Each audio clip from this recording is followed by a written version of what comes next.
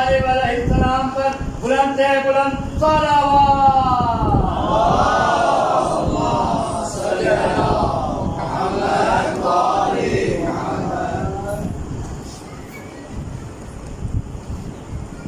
لا حول ولا قوة إلا بالله العلي العظيم. حسبنا الله ونعم الوكيل. نعم المولى ونعم النصير. بسم الله الرحمن الرحيم. الحمد لله رب العالمين. الحمد لله الذي لا يبلغ مدحته القائلون ولا يحصي نعماءه العادون ولا يؤدي حقه المجتهدون. فطر الخلائق بقدرته ونشر الرياح برحمته.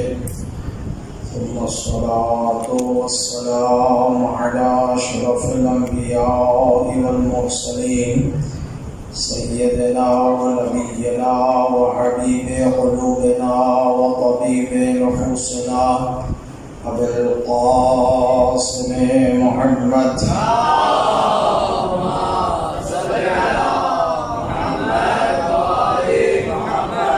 وعلى أهل بيته الطيبين الطاهرين المعصومين المظلومين الذين أذهب الله عنهم الرجس وطهرهم تطهيرا.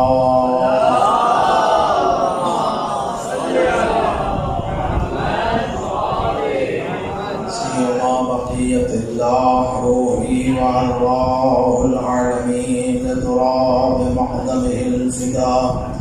رب اشرح لي صدري ويسر لي أمري واحلل عقدة من لساني يفقهوا قولي.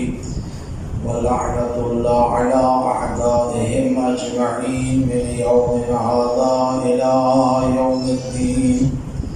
أما بعد. قال تبارك وتعالى في كتابه المجيد والفرقان الحميد وقوله الحق. بسم الله الرحمن الرحيم.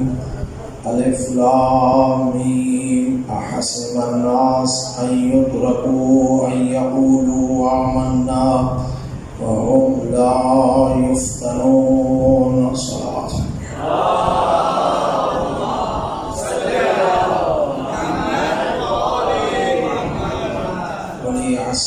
امام زمان اجل اللہ فرجہ الشریف کے ظہور میں تعجیل امام کی سلامتی مولا کی خوشنودی حاصل کرنے کے لیے عزاداری سید الشہداء و اصحاب الشہداء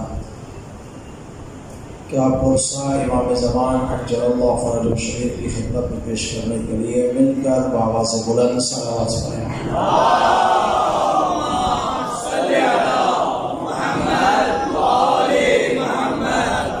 عزیزان محترم، آپ کی خدمت میں سورہ عنکبوت کی ان آیات کی تلاوت کا شرف حاصل ہوتا ہے. ابتدائی آیات ہیں قرآن مجید کی، جس میں پروردگار عالم ارشاد فرما رہا ہے کہ آیا تم یہ گمان کرتے ہو کہ ہم تمہیں چھوڑ دیں گے فقط اس ادعا پر کہ تم کہو کہ ہم ایمان لائیں، اور تمہیں آزمائش میں نہیں ڈالیں گے، تمہارا امتحان نہیں لیں گے، جبکہ یہ ہماری سنت ہے کہ ہم اس سے پہلے بھی اقوام کے اور انبیاء کی قوموں کے امتحان لیتے رہتے ہیں. تو اسی آیات کے ذیل میں الحمدللہ اب تک گفتگو کرنے کی کوشش کی ہے، اور امید ہے جو باتیں آپ کی خدمت میں بیان کی ہیں یقیناً آپ کے لیے مفید ہوگی، اور کچھ نہ کچھ ضرور علوم آل محمد علیہ السلام سے مستفیض بھی ہوئے ہوں گے، اور اپنے قلوب کو منور بھی فرمایا ہوگا انشاءاللہ. گفتگو ہماری یہاں پر پہنچی کہ اللہ نے انبیاء کرام سے امتحان لیا ہے، اور عرض کیا آپ کی خدمت میں کہ جس کا جتنا بڑا مقام ہوتا ہے، جتنا بڑا درجہ ہوتا ہے، امتحان بھی ویسا ہی سخت ہوتا ہے۔ انبیاء علیہ السلام کا امتحان لیا، ان انبیاء میں سے جن کی درجات کو زیادہ رکھنا تھا، اولو العزم بنانا تھا، ان کا امتحان دوسرے انبیاء سے زیادہ سخت لیا۔ اور ائمہ علیہ السلام جو کہ انبیاء سے بھی افضل ہیں اور ان کا مقام ان سے کئی گنا زیادہ بلند ہے، تو ان سے جو امتحان لیا وہ اس سے بھی زیادہ سخت لیا ہے۔ واقعہ کربلا امتحان ہے امام حسین علیہ السلام کا، اور امام حسین علیہ السلام نے جس بھی جنازے کو عاشور کے دن اٹھایا ہے، زبان پر یہی جملے جاری تھے، انا للہ و انا الیہ راجعون رضا بقضائہ و تسلیما لامرہ۔ یعنی کہہ رہے پروردگار اللہ کی جانب سے آئے ہیں، اللہ کی جانب جائیں گے، راضی ہو خدا کی قضا پر اور تسلیم ہو اس کے امر پر۔ جس بھی جنازے کو اٹھایا، جوان کا جنازہ ہے، بچے کا جنازہ ہے، اپنے اوپر آنے والی تمام مصیبتیں ہیں، یہی جملہ امام حسین علیہ السلام کا ایسا جنازہ ہے۔ حضرت علی اصغر کا جنازہ اٹھایا، خیمے تک جا رہے ہیں، واپس آ رہے ہیں، 7 مرتبہ یہی جملے تھے، رضا بقضائہ و تسلیما لامرہ۔ یعنی پروردگار جو تو مجھ سے امتحان لے رہا ہے، میں ہر منزل پر تسلیم ہوں تیرے سامنے۔ حضرت زینب کبریٰ سلام اللہ علیہا سے حسین ابن علی علیہ السلام کے بعد جو امتحان لیا گیا، خاص امتحان، بازاروں میں جانا، درباروں میں جانا، خطبے دینا، زندان شام میں جانا، یہ سارے امتحان ہے نا سیدہ زینب سلام اللہ علیہ۔ لیکن آپ بتائیں، شہزادی نے اس امتحان میں کہیں بھی خداوند متعال سے شکوہ کیا؟ نہیں کیا نا، کبھی بھی شکوہ نہیں کیا۔ یہاں تک کہ یزید لعنت اللہ علیہ ایک مرتبہ جناب زینب سے مخاطب ہوتا ہے اور کہتا ہے کہ اے علی کی بیٹی، دیکھو اللہ نے تمہیں نعوذ باللہ کس طرح بازاروں میں رسوا کیا اور تمہارے بھائی کو اور دوسروں کو شہید کیا، اور وہ اس نے اللہ پہ ڈالا۔ تو بی بی زینب سلام اللہ علیہا نے ایک جملہ کہا، یہ جملہ کہہ کر اپنی امتحان کی کامیابی اور آزمائش کی کامیابی کا اعلان فرمایا۔ جب وہ یزید ملعون سیدہ زینب سلام اللہ علیہا سے ایسے مخاطب ہوا تو شہزادی نے فرمایا، ما رأیت الا جمیلا، میں نے کچھ بھی نہیں دیکھا الا جمیل، فقط حسن دیکھا ہے، اچھائیاں دیکھی ہیں۔ حضرت عباس، امام حسین، علی اکبر، شہداء، اسیری، یہ سارے مناظر مصیبت کے سیدہ زینب نے دیکھے، لیکن جملہ کیا ہے؟ ما رأیت الا جمیلا۔ چونکہ یہ امتحان الہی ہے اور ہر چیز راہ خدا میں دی جا رہی ہے، سبیل پروردگار میں ہے، تو پھر ہر چیز جو راہ خدا میں ہو تو اس کا مقام بلند ہوتا ہے۔ ان امتحانات میں، ان آزمائش میں جو کربلا میں اور کربلا کے بعد خاندان عصمت و طہارت سے لیے گئے، نہ اس سے پہلے کسی سے لیے گئے ہیں، نہ قیامت تک کسی سے لیے جائیں گے، کیونکہ خدا نے جو مقام حسین کو دینا تھا وہ بہت زیادہ بڑا مقام تھا، اس لیے امتحان بھی سخت لیا۔ ٹھیک ہے عزیزان محترم، تو یہ منازل ہیں، ان منازل سے گزرنا ہے۔ تو یہاں تک ہم نے آپ کی خدمت میں گفتگو کی اور ہم پہنچے تھے حضرت یوسف پر، ہماری گفتگو ہو رہی تھی، اور حضرت یوسف کے 2 امتحان کا تذکرہ قرآن مجید میں جو بیان کیا گیا ہے میں نے آپ کی خدمت میں عرض کیا تھا۔ ایسے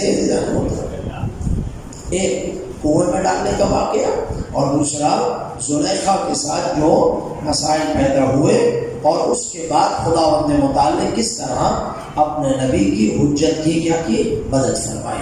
2 امتحانات میں تو حضرت یوسف سرخر ہو گئے، توجہ چاہوں گے دوستوں میں، 2 امتحانات میں حضرت یوسف سرخر ہو گئے، لیکن ایک تیسرا امتحان جب آیا تو حضرت یوسف ترک اولا کر گئے، ترک اولا ہو گئی، لیکن یہ ہے کہ متوجہ جلدی ہوئے، لیکن متوجہ تو ہو گئے، خداوند متعال غفور و رحیم ہے، ظاہر ترک اولا کو اس نے معاف بھی کر دیا، اس کی سزا حضرت یوسف کو اٹھانی پڑی۔ وہ کیا ہے؟ توجہ چاہوں گا، قرآن مجید کی آیت پڑھتا ہوں، ساری آیت جو میں پڑھ رہا ہوں اس وقت سورہ یوسف کی آیت ہے۔ دیکھیں، آپ کو پہلے عرض کیا تھا کہ حضرت یوسف، توجہ چاہوں گا سیزو، حضرت یوسف کو پروردگار عالم نے ایک علم دیا تھا۔ وہ علم کیا تھا؟ خواب کی تعبیر، ٹھیک ہے نا؟ ہمارے معصوم امام کی ایک حدیث ہے جو میں آپ کی خدمت میں پڑھتا ہوں، فرماتے ہیں اللہ تبارک و تعالیٰ کے 73 اسماء اور اسم اعظم ہیں۔ 73 یعنی 73 بچوں کے لیے 73 اسماء اعظم ہیں ذات پروردگار کے۔ ان 73 اسماء الہی میں سے جو اسم اعظم ہیں اللہ نے تقسیم کیا ہے، کسی نبی کو 2 دیے، کسی کو 10 دیے، کسی کو 15 دیے، ٹھیک ہے نا؟ جو اولو العزم نبی تھے ان میں سے کسی کو زیادہ دیے دوسروں سے، لیکن معصوم فرماتے ہیں اللہ نے ان 73 میں سے 73 میں سے 72 اسم اعظم اہل بیت کو عطا فرمائے۔ ہم کیوں کہتے ہیں کہ ہمارے 14 معصومین علیہ السلام دوسرے انبیاء سے افضل ہیں؟ اس کی وجہ یہ ہے ان انبیاء کے پاس علم تھا، اللہ نے دیا، اللہ نے ان کو اسم اعظم بھی دیے تھے، معجزات بھی دیے تھے، لیکن محدود تھا، کسی کو کتنا کسی کو کتنا۔ لیکن معصوم فرماتے ہیں، اصول کافی کی روایت ہے، فرماتے ہیں ہمیں 72 اسم اعظم خدا نے ہمیں دیے، ایک اسم اعظم کہ قیامت کب ہونی ہے اس کا علم خدا نے اپنے پاس رکھا ہے، دعا مستجاب ہوتی ہے اور یہ مقام ہے، ساری چیزیں۔ تو آیا اس نے کہا بلا میں باؤر، میں تجھے اتنا دنیا کا دے دوں گا، تو ایک مرتبہ موسیٰ کے لیے بد دعا کر تاکہ موسیٰ کو نقصان پہنچے، موسیٰ میرا مخالف ہے۔ اب یہ بلعام باعور یہ نہیں سمجھ پا رہا تھا کہ اگر میں مستجاب الدعویٰ ہوا ہوں، اگر یہ اسم اعظم میرے پاس موجود ہے، یہ اسی حجت کے اوپر ایمان لانے کی وجہ سے ہے۔ اگر میں حجت پر ایمان نہ لاتا تو اسم اعظم ملنا ہی نہیں تھا۔ لیکن جیسے ہی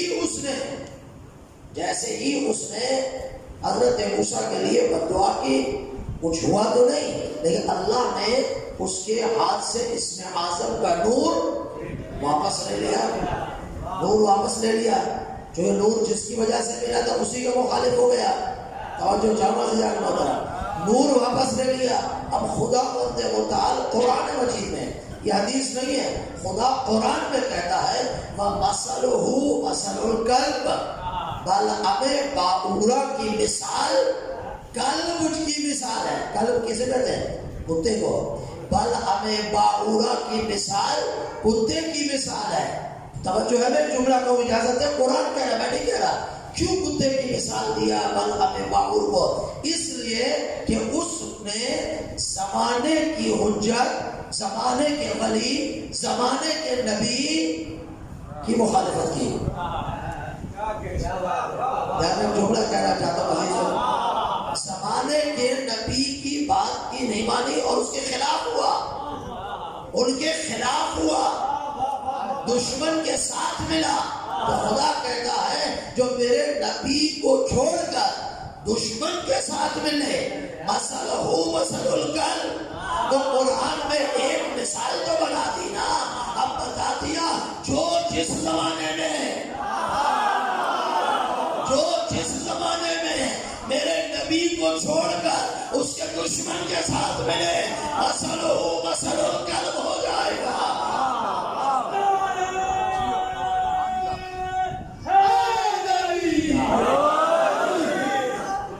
صلوات پڑھ دیں محمد علیہ۔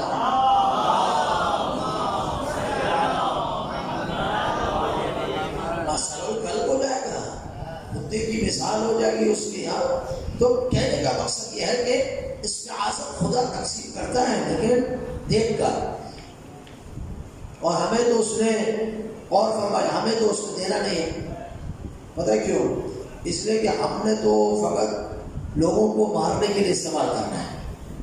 جس سے تھوڑا اختلاف ہوا اس کے استعاذت کا استعمال کیا مر جائے، وہ بیچارہ کے رشتہ کا.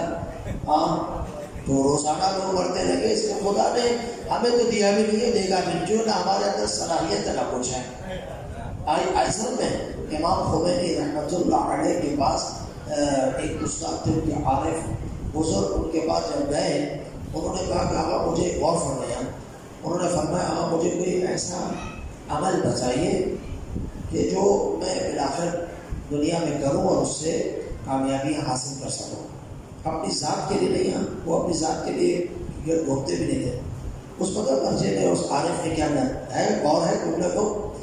انہوں نے فرمایا کہ اے خمینی، اگر میں تمہیں وہ عمل دوں تو اتنا مجھے بتاؤ، یہ وعدہ کرتے ہو کہ اس عمل کا استعمال غلط نہیں کرو گے؟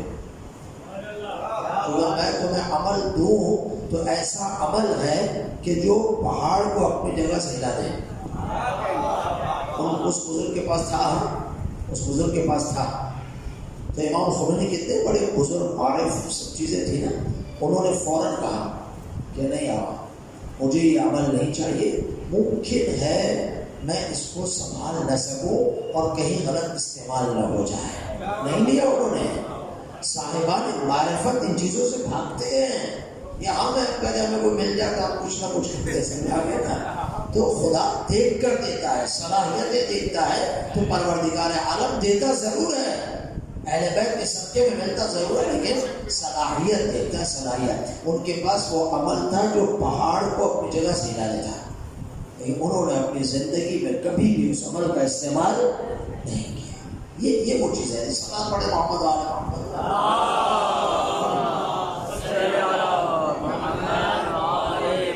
تو کہنے کا مقصد یہ ہے کہ جتنا بڑا عہدہ ہوگا اتنے اختیار. اب یوسف نبی کے پاس کیا تھا کہ وہ خواب کی تعبیر جانتے تھے، ایسے ہی نا. اب پہنچے، جب اس کو ڈال دیا بادشاہ نے قید میں. اب بادشاہ دیکھا کتنا ظالم بادشاہ تھا. جب اس کو پتا بھی ہے، دیکھیں یہ ہوتا ہے سر، اسے پتا بھی ہے کہ اس نے خود کہا کہ عورتوں کا قید اور مکر جو ہے نا وہ عظیم ہوتا ہے. جب اس بچے نے گواہی بھی دے دی لیکن اس کے باوجود بھی بادشاہ تھا، اس نے زلیخا کی بات مانی اور یوسف کو قید میں ڈال دیا. حقیقت تو یہ تھی، نہیں ڈالنا چاہیے تھا نا. خود مان رہا ہے کہ یہ مکر کر رہی ہے، فریب کر رہی ہے، جھوٹی ہے، ثابت بھی ہو گیا. لیکن ظالم اسے کہتے ہیں کہ سب کچھ ثابت ہونے کے بعد بھی مانتا نہیں ہے، اٹک میں رہتا ہے. وہ بھی اس سے زلیخا کا عاشق تھا، محبت کرتا تھا. زلیخا جو کہتی تھی وہ کرنے کے لیے تیار تھا، مجبور ہے. ڈال دیا زندان میں. خواب کی تعبیر پوچھنے کے لیے 2 لوگ پہنچے. 2 لوگ خواب کی تعبیر، توجہ چاہوں میں آگے مقصد پہ، خواب کی تعبیر پوچھنے کے لیے پہنچے. کہا، ایک نے کہا میں نے یہ خواب دیکھا ہے، دوسرے نے کہا میں نے یہ خواب دیکھا ہے. اب حضرت یوسف نے فرمایا، ایک کو فرمایا کہ تم نے خواب دیکھا ہے، اس کا مقصد یہ ہے کہ تمہیں قتل کر دیا جائے گا، تمہیں پھانسی پہ لٹکا دیا جائے گا، تمہاری سزا موت ہے. دوسرے کو کہا کہ جو تم نے خواب دیکھا ہے تمہیں نجات مل جائے گی، تم قید سے آزاد ہو جاؤ گے. ٹھیک ہے نا. قرآن کی آیاتیں پڑھ لیجیے گا سورہ یوسف میں. جب دونوں کو کہہ دیا کہ تمہیں یہ حاصل ہو جائے گا اور جب یہ جانے لگے تو اب حضرت یوسف نے اسے جس کو نجات ملنی تھی، جس کو کہا تو نجات پا جائے گا، اس سے مخاطب ہوتے ہیں. توجہ چاہتا تھی ظالم محترم. کہاں تک کہ عہدہ ہوا، 2 جگہ کامیابی ملی، نتیجہ کیا ملا؟ اب سورہ یوسف میں پروردگار فرما رہا ہے کہ یوسف نے کہا، سورہ یوسف کی آیت نمبر 42 نمبر آیت ہے، وَقَالَ لِلَّذِي ظَنَّ أَنَّهُ نَاجٍ مِّنْهُمَا. حضرت یوسف نے اسے کہ جو گمان تھا کہ یہ اب نجات پا جائے گا، قید سے آزاد ہو جائے گا، اسے کیا کہا؟ توجہ چاہوں، اسے کہا اذکرنی عند ربک. یہاں رب یعنی بادشاہ لغوی معنی میں، لغت کے معنی میں. رب مشہور خدا کو کہتے ہیں نا، یہاں رب یعنی وہ بادشاہ. جو اس وقت اس کو عرب میں لغت میں عربی زبان کی لغت میں رب کہتے ہیں. تم جب جاؤ تو اپنے رب یعنی یہ بادشاہ جو ہے اس کے سامنے مجھے بھولنا نہیں. اور جو جاؤ گا یہ سارے بات یہ امتحان ہے, یہ امتحان ہے. تم جب جاؤ مجھے بھولنا نہیں اس کے سامنے. اچھا اب یہ تو اس نے کہا ٹھیک ہے میں نہیں بھولوں گا, امتحان پروردگار ہے. اب حضرت یوسف نے کہہ دیا, وہ بندہ چلا وہاں پہنچا, اس کو نجات ملی. خدا قرآن میں کہہ رہا فَأَنْسَاهُ الشَّيْطَانُ ذِكْرَ رَبِّهِ, شیطان نے اس شخص کو بھلا دیا کہ وہ یوسف کا تذکرہ اپنے بادشاہ کے سامنے کرے. بادشاہ کے سامنے جو ذکر کرنا تھا وہ کیا ہوا, بھول گیا. اب بتائیے یوسف نے ترک اولا کیا ہے نہیں کیا؟ توجہ جاؤ, ترک اولا یہ تھا کہ اے یوسف کنویں سے نجات میں نے دی, مصر کا بادشاہ میں نے بنایا, زلیخا کی عذاب سے نجات میں نے دی, تہمت لگی تو گواہ میں نے بھیجا, گواہ کی زبان میں حرکت میں نے دی, یہ سارے کام میں نے کیے. تو کیا میں تجھے قید سے نجات نہیں دے سکتا کہ تو نے کہا اسے کہ اپنے بادشاہ کے سامنے میرا تذکرہ کرنا کہ میں بھی قید میں ہوں. تو خدا نے کہا یوسف ایک لحظے کے لیے اپنے رب سے غافل ہوئے ہو. فَلَبِثَ سِنِينَ سَبْعًا فَلَبِثَ سَنِينَ سَنَةً, اب آپ کو چند سال قید خانے میں مزید گزارنے ہوں گے. فَلَبِثَ فِي السِّجْنِ بِضْعَ سِنِينَ, اے یوسف اس سے پہلے آزاد ہو چکے ہوتے لیکن اب چونکہ ترک اولا کیا ہے, امتحان میں کامیاب نہ ہوئے, تو اب مزید کچھ سال قید میں گزارنے پڑیں گے. روایت میں آیا ہے 7 سال قید میں رہے. جو 7 سال پہلے آزاد ہوگا تھا نا, وہ 7 سال مزید قید میں رہ گئے. کیوں رہے؟ اپنے رب سے ایک لحظے کے لیے بولیے غافل ہوئے. عزیزان محترم, میں اور آپ بھی خدا سے غافل رہتے ہیں, لیکن ہمارا چونکہ وہ مقام و درجہ نہیں ہے, ہمیں وہ مقام نہیں مل رہا, اس لیے خدا ہمارے غفلت سے آپ چھوڑ دیتا ہے ہمیں. لیکن یوسف نبی بنانا ہے, مقام نبوت دینی ہے, اس سے یہ ترک اولا کی گنجائش نہیں ہے. تو دیکھیں یوسف ہر جگہ اللہ سے بچائے کامیاب ہوتے گئے, لیکن یہاں پر آ کر کیا ہوا بولیے, ترک اولا ہو گیا. امتحان میں یہاں پر آ کر مسئلہ بنا گئے. اسی طرح حضرت ایوب کے بارے میں ہے. حضرت ایوب کی کتنے مقامات پہ خداوند متعال نے نجات دی, بیماری میں صبر دیا اور نہ جانے کتنے کتنے امتحان. ایک مرتبہ جب ان کو بیماری ہوئی نا, اور فرمائیے جب بیماری ہوئی تو لوگ باہر باتیں کرنے لگے, تانے دینے لگے کہ یہ کیسا نبی ہے, اس کی بیماری جاتی نہیں ہے, یہ ہے کون سا, کون سی خطائیں کی ہے, فلاں فلاں. اب جب باہر باتیں ہونے لگی تو حضرت ایوب کو پتہ چلا, تو حضرت ایوب کو تکلیف ہوئی کہ پروردگار, اور فرمائیے عزیزان محترم یہ تاریخ انبیاء ہیں کہ پروردگار بیماری دی صبر کیا, فلاں امتحان دیا صبر کیا, فلاں مسئلہ صبر کیا, لیکن پروردگار یہ مجھ سے صبر نہیں ہوتا. تو آواز پروردگار آئی, اے ایوب تو نے صبر کب کیا ہے, تو نے کب صبر کیا؟ جو کہہ رہا میں نے صبر کیا, یہ صبر تو میں نے تجھے طاقت دی ہے. ہاں میں طاقت نہیں دیتا تو صبر کرتا ہے اس بیماری پر. تو جب میں نے تجھے ہر مقام پہ صبر کرنے کی طاقت دی, تو پھر اس مقام پہ آ کر تو مجھ سے مدد کیوں نہیں مانگتا, تو کیوں کہہ رہا مجھ سے برداشت نہیں ہوتا؟ نہیں, ہر منزل اور ہر مرحلہ تمہارے امتحان کا, آزمائش کا تمہیں صبر کرنی پڑے گی.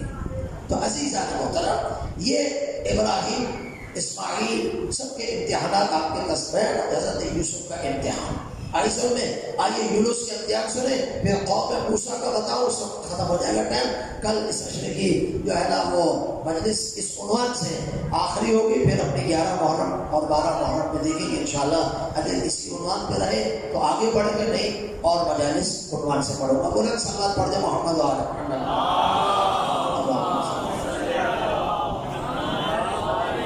پوری توجہ جامع عزیزانہ سمجھانا چاہ رہا ہوں کہ امتحان ہو سے کیا ہے. حضرت یونس کا امتحان لیا گیا. حضرت یونس نے لوگوں کو سمجھایا، دیکھو بھائی یہ ایمان لے آؤ، یہ کرو، اللہ کا پیغام سنو، میں اللہ کا نبی ہوں. لیکن لوگ کہاں مانتے ہیں. آج بھی کتنا بھی کہو بھائی نماز وقت پہ پڑھ لو، یہ کر لو، برائی سے بچو، ماں بہنوں کو کہتے ہیں حجاب اسلامی کا خیال کرو، پردہ کرو، سیدہ کا صحیح قمیص بنو، مجالس کرو، لیکن وقت کے نماز کے وقت پہ مجالس برپا مت کرو. پہلے نماز پڑھ لو، یا پہلے مجلس ہو جائے تو وقت پہ ختم کرو، نماز پڑھو. یہ ساری چیزیں بتاتے رہتے ہیں نا، لیکن عمل تو تقریباً نہیں ہوتا. انشاءاللہ ہوتا ہوگا کہیں. اب اتنے انسان بیان کر سکتا ہے نا، کتنی بھی روایت سخت بیان کرو، یہ کہتا نہیں ہے مولانا لوگ ویسے ہمیں ڈراتے ہیں. بھائی ہمیں ڈرانے کی ضرورت کیا ہے میرے جان آپ سب کو. ہم تو آپ کو ہمیشہ ولایت اہل بیت سے منور کرتے ہیں اور آپ کو امید دلاتے ہیں کہ بخشش کا ذریعہ محمد علیہ السلام. لیکن اہل بیت کے بھی کچھ پیغامات ہیں نا.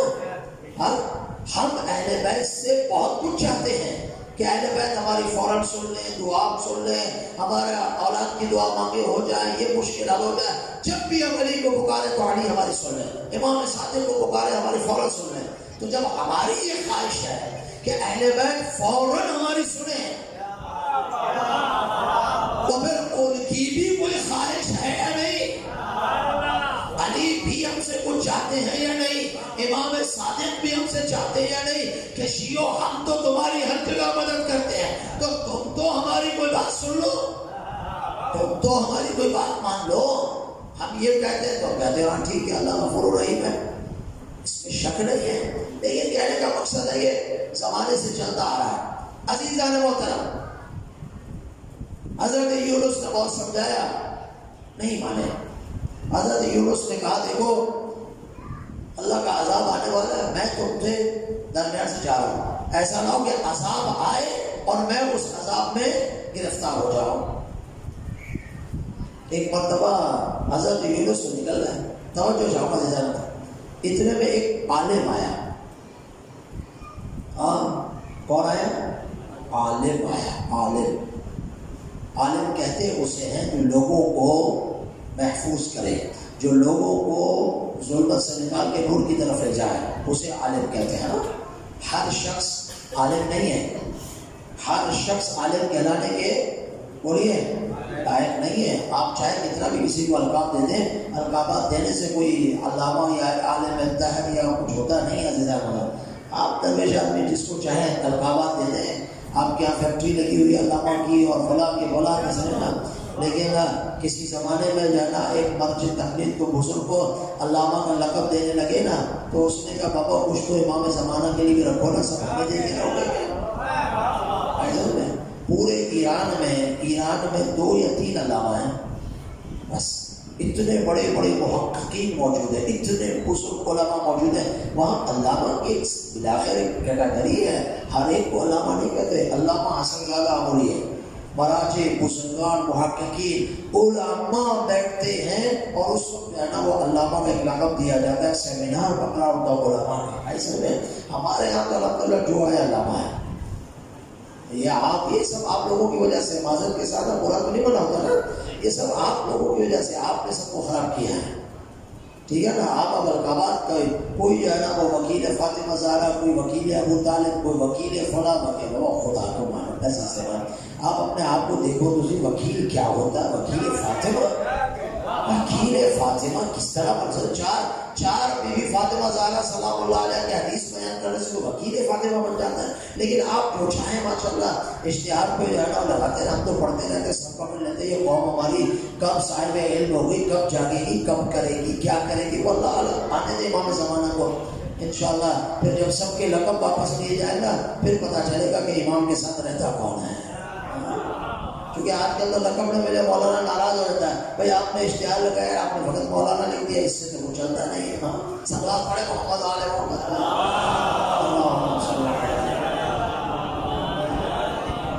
برا تو نہیں بنا رہے نا، آپ انشاءاللہ ٹھیک ہو جائیں تو ساری چیزیں ٹھیک ہو جائیں گی. ہر ممبر بہتر ہو جائے گا اگر ٹرسٹیز ٹھیک ہو جائیں، عوام سننے والی اپنے آپ میں اندر تبدیلی لے آئے تو پڑھنے والا خطبہ وہ ٹھیک ہو جائے گا.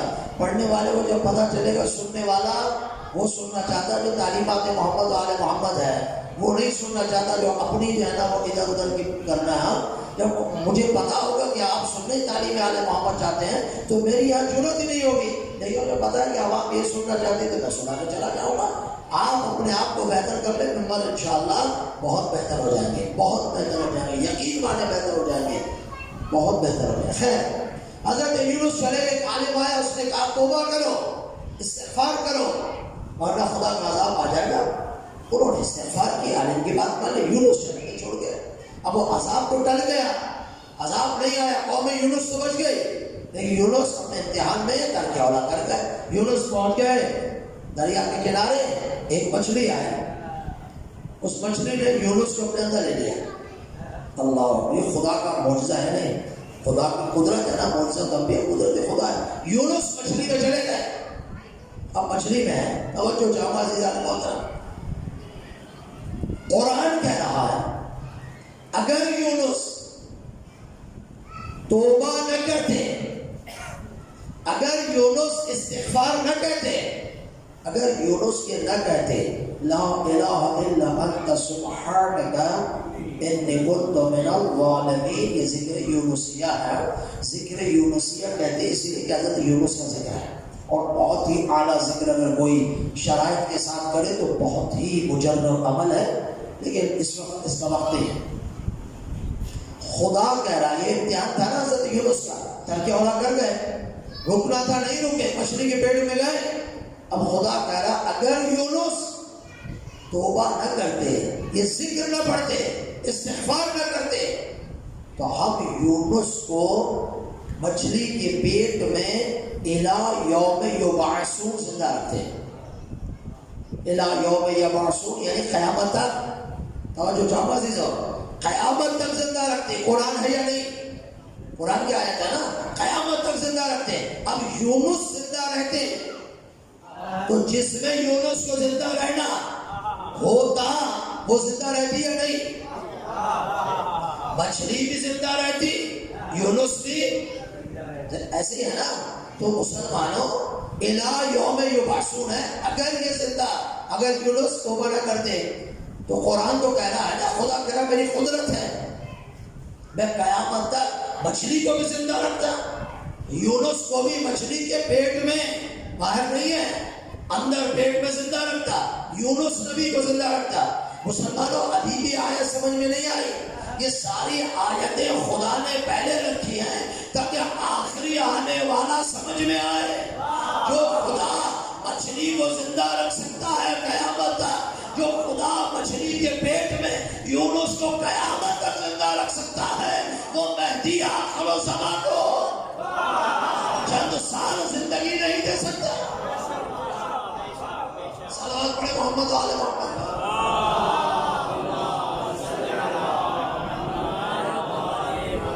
چند سال زندگی نہیں دے سکتا، چند ہزار سال زندگی نہیں دے سکتا. دیکھیں میں آج ہی پڑھ رہا تھا آیت اللہ جوادی آمولی حافظہ اللہ مرجع تقلید، خوبصورت کتابیں لکھی ہیں، بہت زیادہ محقق بھی ہے، اس پر مرجع بھی ان کا رسالہ بھی ہے، بہت سے مسائل. لیکن عزیزان محترم وہ فرماتے ہیں ایک کام ہے عادت اور ایک کام ہے غیر عادت. عادت میں دیکھا جائے، عمومی دیکھا جائے 70 80 60 50 40 یہی عمر ہے. زیادہ سے زیادہ عادت کتنی عمر ہے؟ 70 75 80 سال، اس سے زیادہ نہیں ہے. فرماتے ہیں عادت کی نگاہ سے دیکھو گے تو پھر 70 80 سال صحیح ہے، اس سے زیادہ آگے نہیں ہے. لیکن یہ جو کام ہے یہ غیر عادی ہے، یہ معجزانہ طریقے سے رکھ کر خداوند نے متعلق بیان کرنا ہے. تو امام زمانہ کی عمر عادت کی نگاہ سے مت دیکھو، الہی قدرت کی نگاہ سے دیکھو. جب قدرت کی نگاہ سے دیکھو گے تو یوسف و حضرت نوح نبی 2500 سال زندہ رہے. کتنے؟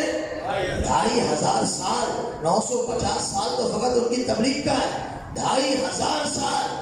ہمارے مولا کو تو 1250 سال ہوئے ابھی. کم از کم نوح نبی جتنا تو ہونے دو، پھر اعتراض کرنا، پھر ہم بتائیں گے آگے اور عمر ہو سکتا ہے یا نہیں ہو سکتا. تو عزیزان محترم، یہ یونس نبی کا امتحان. آئیے آخری نبی کا امتحان کرو، نتیجہ لو اور آپ کو دعا دو. حضرت نوح کا امتحان ہوا یا نہیں؟ بہت سارے تبلیغ میں حضرت نوح نے کام کیے. 950 سال تبلیغ کی. 10 سے 12 افراد کو اپنے صاحب ایمان بنا سکے. 950 سال. کتنے؟ 950 سال. سنو 1000 سال تقریباً ہو گیا. 1000 سے 10 سنچری میں لاؤ 12 مومن کر سکے. 12 سے 13. تو آپ کو اندازہ لگا وہ قوم کیسی ہوگی کہ اتنے عرصے میں بھی کتنے ایمان لے کر آئے. خیر جب پروردگار کے سامنے حضرت نوح تنگ آ گئے کہ ہماری بات ہی نہیں سن رہے، تو حضرت نوح تو اپنے امتحانات میں کامیاب ہوتے رہے. لیکن جب دیکھا کہ یہ لوگ نہیں مان رہے، حضرت نوح نے خدا سے فرمایا پروردگار اب تو اپنا عذاب بھیج دے. توجہ چاہوں گا زندہ رہو. پروردگار اب تو اپنا عذاب بھیج دے. دوسرے انبیاء میں ہمارے نبی میں فرق اتنا ہے. دوسرے انبیاء نے کسی نہ کسی آخری موڑ پر آ کر اپنی قوم کے لیے بد دعا ضرور کی ہے، لیکن ہمارے نبی نے کبھی بھی بد دعا نہیں کی. ہمیشہ دعا خدا اس امت کی ہدایت فرما، خدا اس قوم کبھی بھی بد دعا نہیں کی اور ان سے زیادہ مصیبت نہیں ہے. خدا عذاب بھیج. توجہ چاہوں گا. عذاب بھیج پروردگار. خدا نے کہا ٹھیک ہے نوح تیری بات ہم مان لیتے ہیں، تم کشتی بناؤ. حضرت نوح نے کشتی بنانا شروع کی. اب کشتی ظاہر جب بنے سمندر ہونا چاہیے نا جس پر کشتی چلے. یہ تو بیا سمندر تو ہے نہیں، نہ پانی ہے، تو کشتی چلے گی کس میں؟ جب کشتی بنا رہے تھے لوگ گزرے، کہنے لگے نوح کیا آپ نعوذ باللہ پاگل ہو گئے ہیں؟ دماغ کام کر رہا ہے آپ کا؟ کیا ہوا؟ کہ کشتی بنا رہے کا بس دیکھو کیا ہوتا ہے. میں تو بنا رہا ہوں. تو اب پتہ چلا کہ نبی کے ذہن میں شک کرنا یہ نبی کے دور میں نہیں ہے، یہ پچھلے نبیوں کے زمانے سے چلتا آ رہا ہے. یہ وہاں سے چلتا آ رہا ہے. عزیزان محترم، نوح کی قوم نے بھی حضرت نوح کو کہا کہ آپ کا دماغ نعوذ باللہ کی کام نہیں کر رہا کہ آپ کر کیا رہے؟ نہ پانی ہے، نہ سمندر، نہ دریا، نہ نہر، کس میں چلے گی؟ ٹھیک ہے دیکھ لیتے ہیں. نوح اپنا کام کرتے ہوئے کشتی بن گئی. کہا نوح اب آواز دو کہ جو اس کشتی میں سوار ہوگا وہ بچ جائے گا، اور جو کشتی میں سوار نہیں ہوگا وہ غرق ہو جائے گا. سنا ہے نا واقعہ آپ نے؟ توجہ جاؤ گا زیادہ ہوگا.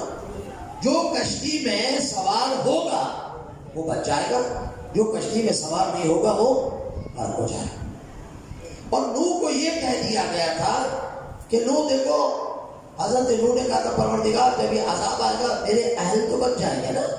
ہاں بالکل بچ جائیں گے، تیرے اہل کو بچانا میرا کام ہے. اب جب اعلان کیا تو جو صاحب ایمان تھے وہ سوار ہو گئے، اور وہ جانور اور وہ بھی بداخل آ گئے اس کشتی میں جو اس وقت تھے. لوگ بھی آ گئے جو حضرت نوح پر ایمان لے کر آئے. اب لوگ وہ دیکھ رہے تھے دشمن کہ نوح کو ہوا کیا ہے، کیا کر رہا ہے، کہاں سے آئے. جب وہ جس نے سوار، توجہ جاؤ عزیزو، جس نے سوار ہونا تھا وہ سوار ہو گیا. اب آئی آسمان سے بارش، اللہ کا عذاب شروع ہوا.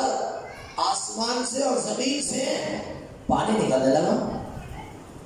ہاں اب میں کچھ کہنا نہیں چاہتا، آپ سب سمجھ جاتے ہیں. ہاں آسمان سے اور زمین سے پانی ہی پانی تھا. عذاب الہی نازل ہوا. جو نوح کے خدا پر ایمان لے کر نہیں آئے وہ غرق ہوتے گئے. جو نوح پر ایمان لے کر آئے وہ کشتی میں، اس پانی میں کشتی تیرتی ہوئی چلی گئی. بڑے خوش ہیں کہ نوح پر اب ایمان لے آئے. اب نوح کا بیٹا چڑھ گیا اوپر چڑھ گیا. نوح کہتے رہے بابا بچے آ جا، سوار ہو جا، بچ جا. کہتے بابا میں اوپر ہوں ادھر کچھ بھی نہیں ہوا. حضرت نوح نے کہا بابا اوپر نیچے نہیں ہے، خدا کا عذاب آ رہا، نہیں مانا۔ جب بچہ غرق ہونے لگا، توجہ چاہوں گا، جب بچہ غرق ہونے لگا حضرت نوح چلائے، پروردگار تو نے کہا تھا میں اپنے میرے اہل کو بچائے گا، یہ میرا اہل میرا بیٹا غرق ہو رہا ہے، اسے بچا۔ خدا نے کہا لیس من اہلک، یہ تیرے اہل میں سے نہیں ہے۔ اب میں دیکھوں آپ کیسے دلوں سے سنتے ہیں عزیزان محترم، تو میرے اہل، یہ تیرے اہل میں سے نہیں ہے، پروردگار یہ میرا بیٹا ہے، کہا ہوگا لیکن تیرے اہل سے نہیں ہے۔ پروردگار کیسے؟ کہا دیکھو اس لیے اہل سے نہیں ہے، اس کا تیرے سے تعلق نہیں ہے کہ اس نے تیری بات نہیں مانی، تیری بات نہیں مانی، اور اس پہ واجب تھا تیری بات کو مانے۔ معلوم ہوا، توجہ چاہوں گا، معلوم ہوا جو اپنے وقت کے نبی کی بات نہ مانے، وہ خونی رشتہ رکھتے ہوئے بھی اپنا رشتہ باقی نہیں رکھ سکتا۔ تو مسلمانوں، جب نوح کا بیٹا نبی کی بات نہ مان کر بیٹے سے نکل جاتا ہے، رشتہ خونی ختم ہو جاتا ہے، تو غیر اندر آنے والا نبی کی بات نہ مان کر پیغمبر کی بس میں کیسے بیٹھ سکتا ہے؟ صلوات پڑھتے محمد و آل محمد۔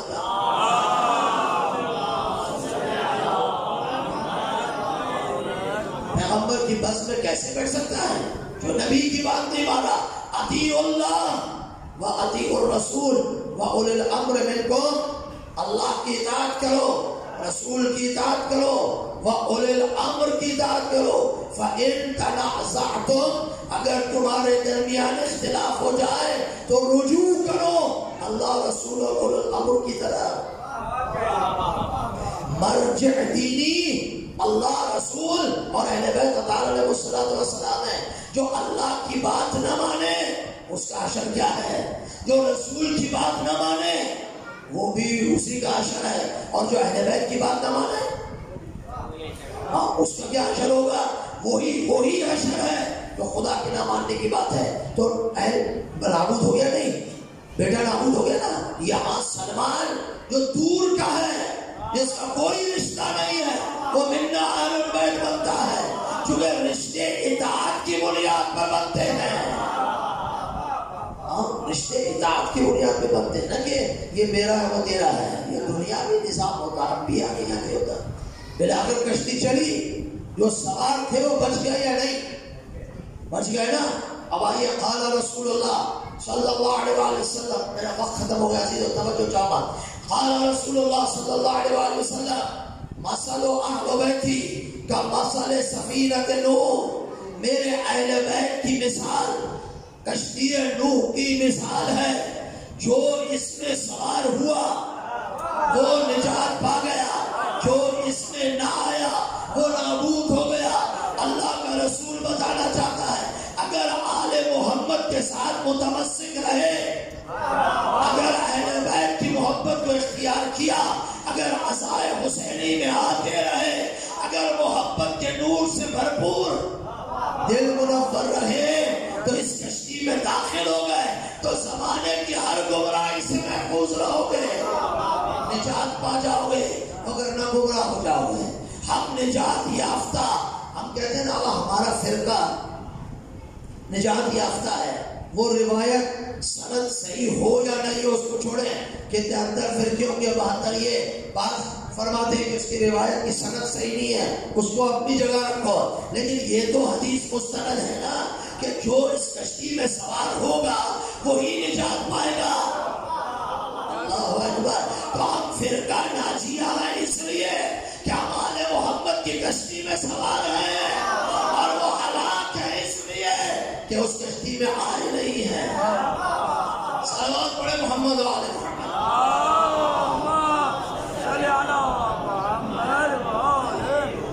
عزیزان محترم، یہ انبیاء کے امتحان، اقوام انبیاء کے امتحان، آپ حضرت نوح کی قوم کا امتحان دیکھیں۔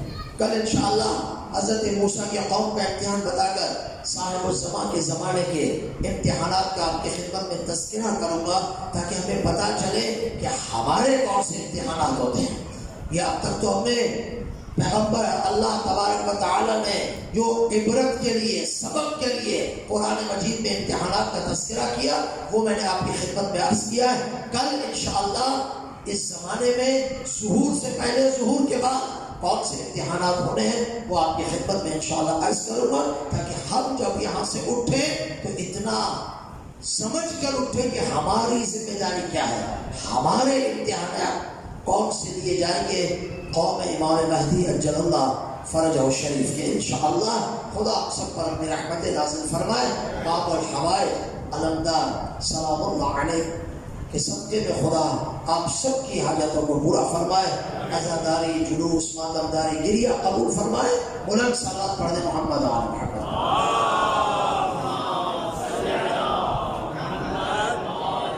السلام علیکم یا باب الحوائج ابو الفضل العباس. سلام ہو حسین کے بھائی عباس پر، سلام ہو ام البنین کے بیٹے عباس پر، سلام ہو دعائے فاطمہ کی دعا عباس، علی کی تمنا عباس، زینب کا سہارا عباس، سکینہ کی پیاس کی ڈھارس عباس، خیام حسینی کی سہارا عباس، حسین کی کمر کا سہارا عباس. اللہ کی طرف حضرت عباس کا مقام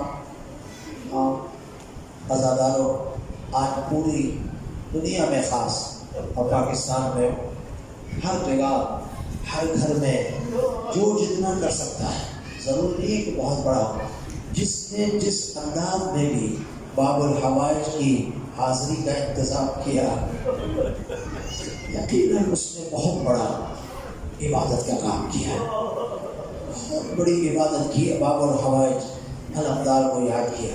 اور جب حاضری گھر میں کیا کرو نا تو بچوں کو بھی ساتھ بٹھایا کرو اور بچوں کو کہا کرو بچوں یہ سکینہ کے چچا کی حاضری ہے، بچوں یہ اس عباس کی حاضری ہے جس کو جناب سکینہ بار بار کہتی تھی چچا العطش العطش.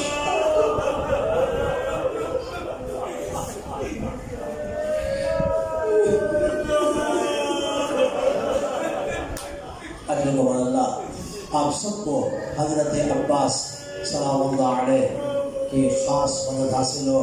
وہ معجزہ آپ میں پڑھتے ہیں نا کہ معجزے کی کتاب جو ہے نا اس میں ایک ہی معجزہ ہے جو سند والا، باقی تو اس کی کوئی سند نہیں ہے نہ کتابوں میں ہے.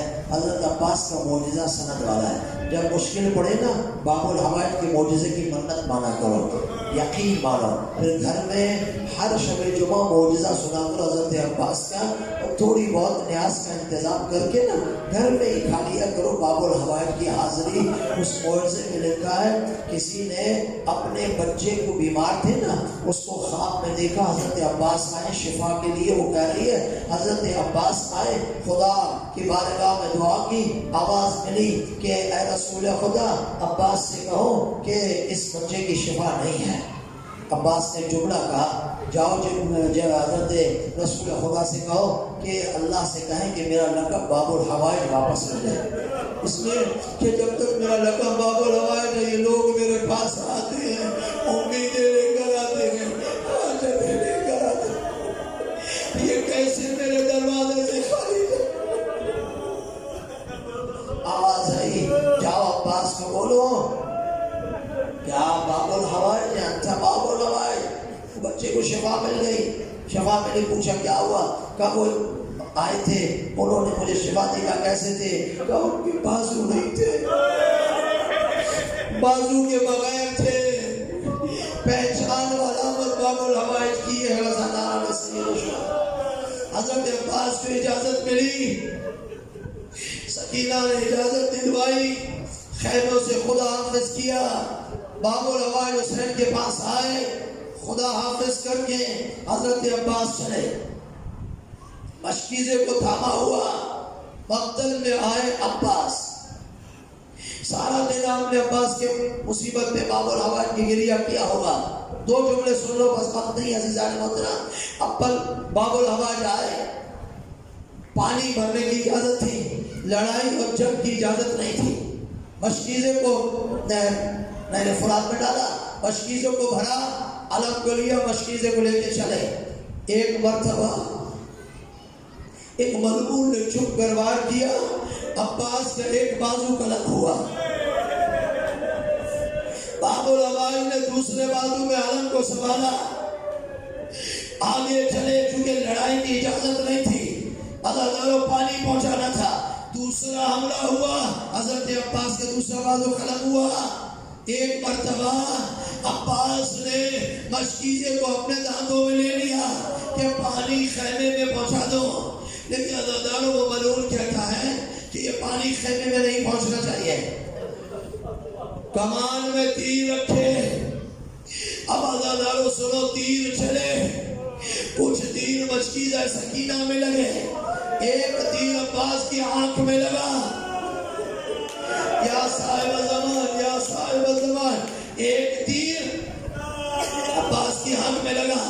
اب باب العبائی نے بہتے ہوئے پانی کو دیکھا، مشکیزہ سکینہ کو دیکھا، خیمے کی طرف نگاہ کر کے کہا، سکینہ چچا کو معاف کرنا، پانی سارا بہ گیا۔